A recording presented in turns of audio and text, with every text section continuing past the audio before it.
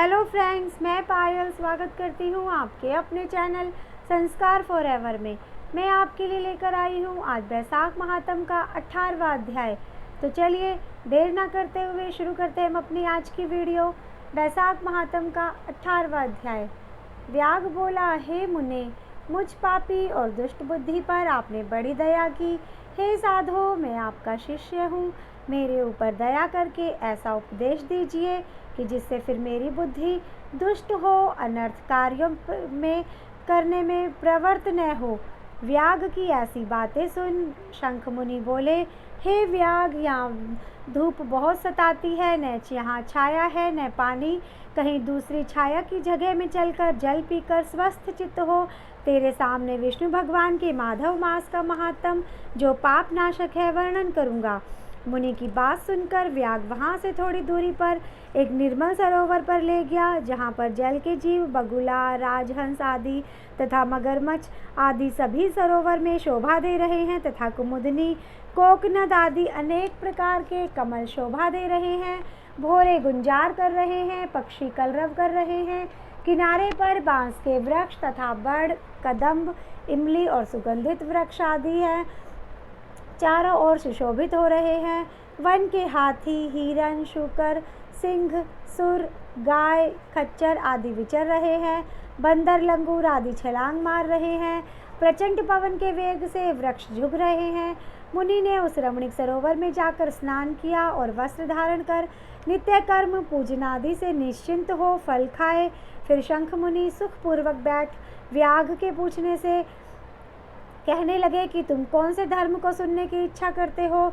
धर्म बहुत है और उनके करने की विधि भी अलग अलग है। इनमें से बैसाख धर्म थोड़ा है मगर अत्यंत फलदायक है। तेरे मन में जो पूछने की इच्छा हो सो पूछ। तब हाथ जोड़कर व्याग बोला, हे महाराज, मुझे कौन सा कर्म करने से तमोगुणीमयी यह व्याग योनि मिली और किस कर्म से मेरी ऐसी बुद्धि हो गई जो महात्मा की संगति हुई। हे प्रभु, यदि आपकी मेरे ऊपर कृपा है तो यह सब वृतांत मुझसे कहिए। यह सुन शंख मुनि कहने लगे, हे व्याग, तू शाकाल नगर में पहले वेद पाठी ब्राह्मण था। तेरा नाम स्तब्ध था और श्रीवत्स गोत्र में तेरा जन्म हुआ था। एक वैश्य ने से तेरा प्रेम था, उसी की संगति के दोष से तू नित्य कर्मों का परित्याग कर शूद्र के समान घर आता था। इस प्रकार तुझ आचरणहीन दुष्ट ने धर्म क्रिया त्याग दी, किंतु तेरी स्त्री ब्राह्मणी बड़ी रूपवती थी। वह वैश्य सहित तुझ नीच की सेवा किया करती थी और तुम दोनों की आज्ञा में लगी रहती थी। तब इसी तरह सेवा करते करते बहुत समय बीत गया।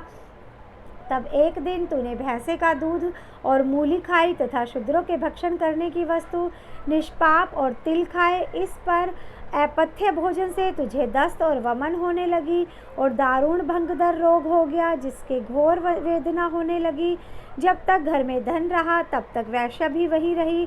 फिर सब धन को लेकर वह घर छोड़कर चली गई तो तुझे घोर घृणा उत्पन्न हुई और रोग से अत्यंत दुखी हो दीन वाणी से व्याकुल चित्त रोता हुआ ब्राह्मणी से कहने लगा, तू मेरी रक्षा कर। हे सुंदरी, मुझ पापी ने तेरा कुछ भी उपकार नहीं किया है। जो गृहस्थ प्राणी अपनी भार्या का मान नहीं करते वे 15 जन्म पर्यंत नपुंसक होते हैं। हे महाभागे, रात दिन साधु महात्माओं से निंदित हो। तेरी अवज्ञा करने से मैं पाप योनि में पड़ूंगा। मैं तेरे विनीत भाव पर भी क्रोध के मारे जलता हूँ। जब उसके स्वामी ने ऐसा कहा तब वह हाथ जोड़कर बोली, हे कांत, तुम मेरे प्रति दीनता तथा लज्जा मत करो। मैंने आपके ऊपर कभी क्रोध नहीं किया। मैंने पूर्व जन्म में पाप किए हैं, उनके भोगने में कुछ दुख नहीं है। ऐसे दुखों को सहन करे वह साध्वी स्त्री और उत्तम पुरुष है। उसे पिता और भाइयों से धन लाकर वह क्षीरशायी भगवान विष्णु की पूजा और तेरी सेवा शुश्रूषा में लगी रही। दिन रात मलमूत्र धोकर शुद्ध करके और तेरे जो कीड़े पड़ गए थे उन्हें धीरे धीरे निकालती। रात दिन नींद त्याग तुझे दुख से दुखी हो कहने लगी, हे पितरेश्वरों, तुम मेरे पति की रक्षा कर रोगहीन और पाप रहित करो। और चंडिका श्री गणेश जी, शनिश्चर जी से प्रार्थना करती थी कि मेरे पति निरोग होकर 100 वर्ष तक जीवित रहे। ऐसे वह देवी दिन प्रतिदिन किया करती थी।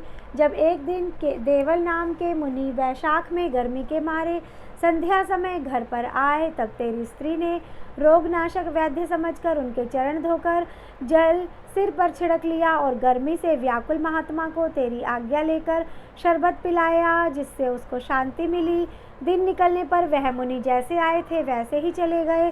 थोड़े दिन बाद तुझे सन्निपात हो गया, तब तेरी स्त्री ने त्रिकुटा पिलाया तो तूने अपनी उंगली काट ली और तेरी दांती भिज गई। तू अपनी सुंदर शैया पर उसी वैश्य का ध्यान करता हुआ मर गया। तेरी रूपवती स्त्री यह देख अपना कंकर्ण बेचकर बहुत सा ईंधन लाई, विशाल चिता बना, बीच में तुझे रख तेरे रोग पीड़ित शरीर का अग्नि संस्कार किया और स्वयं भी उसी अग्नि में जलकर सती हो गई। वह शरीर त्याग पति का आलिंगन कर तत्काल विष्णु लोक को चली गई।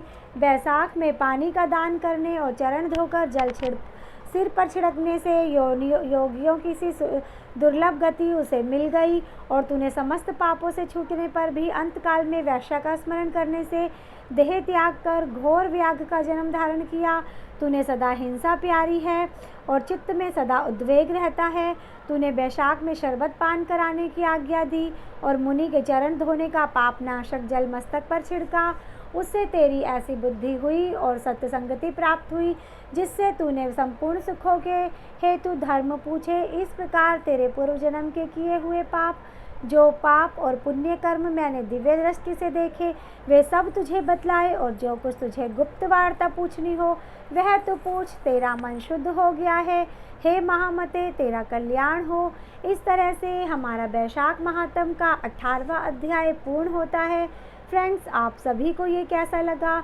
मेरे को पूरा विश्वास है कि आपका भी ध्यान भगवान विष्णु के चरणों में जरूर लगा होगा और हमें भी बैशाख मास में जितने भी धर्मों का पालन करना बताया गया है उन्हें करने का प्रयत्न अवश्य करना चाहिए।